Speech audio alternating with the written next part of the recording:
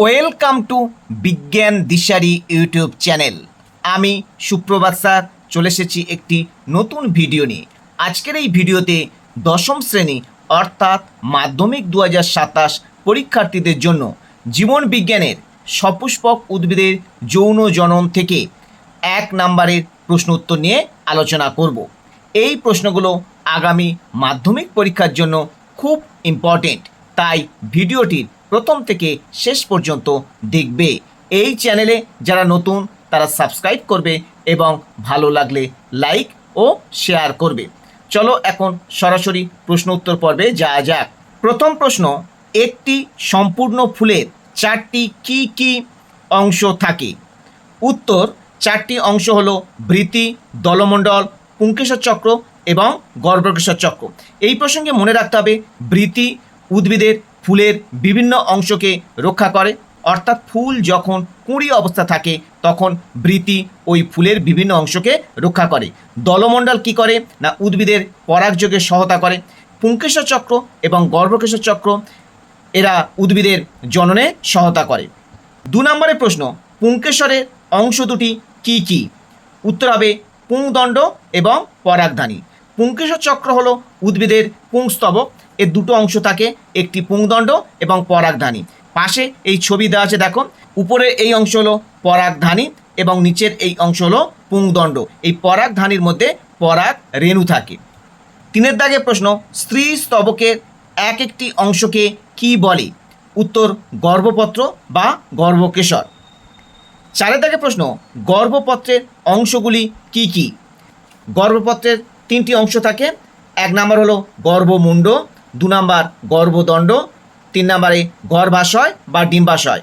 এখানে ছবি দেওয়া আছে দেখো, একটি গর্ভকেশর চক্রের ছবি দেওয়া আছে দেখো। এই অংশ হলো গর্ভমুণ্ড, এই অংশটি হলো গর্ভদণ্ড এবং এই যে স্ফীত অংশ দেখতে পাচ্ছি এটা হলো গর্ভাশয় বা ডিম্বাশয়। এই ডিম্বাশয়ের মধ্যে ডিম্বক থাকে।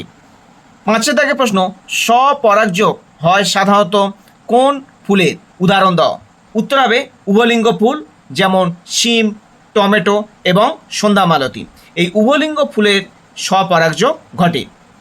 6 দাগে প্রশ্ন, ইতর পরাগযোগ হয় সাধারণত কোন ফুলের? উদাহরণ দাও।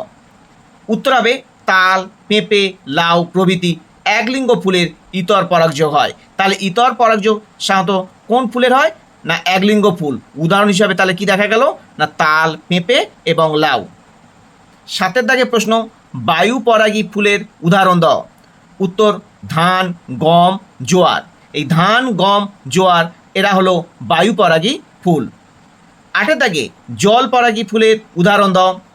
উত্তর হবে পাতাঝাঁঝি এবং পাতা শ্যাওলা। এই পাতাঝাঁঝি এবং পাতা শ্যাওলা এরা জল পরাগী ফুল এবং এরা জলের মধ্যে অবস্থিত, অর্থাৎ জলাশয়ে এরা নিমজ্জিত অবস্থায় থাকে। 9 দাগে পতঙ্গ পরাগী ফুলের উদাহরণ দাও। উত্তর, আম এবং সূর্যমুখী। 10 দাগে প্রশ্ন, পক্ষী পরাগী ফুলের উদাহরণ দাও। উত্তর, পলাশ, শিমুল এবং মাদার। এখানে আমরা যে দেখলাম বায়ু পরাগী, জল পরাগী, পতঙ্গ পরাগী এবং পক্ষী পরাগী ফুলের উদাহরণ, এগুলো কিন্তু খুব ইম্পর্টেন্ট। এই উদাহরণগুলো তোমরা খুব ভালো করে মুখস্থ করে যাবে। এরপর দেখো 11 দাগে প্রশ্ন, নির্ণীত নিউক্লিয়াসের প্রকৃতি কি? উত্তর হবে ডিপ্লয়েড বা টুয়েন সংখ্যক ক্রোমোজোম এখানে থাকে। 12 দাগে প্রশ্ন, শস্য নিউক্লিয়াসের প্রকৃতি কি?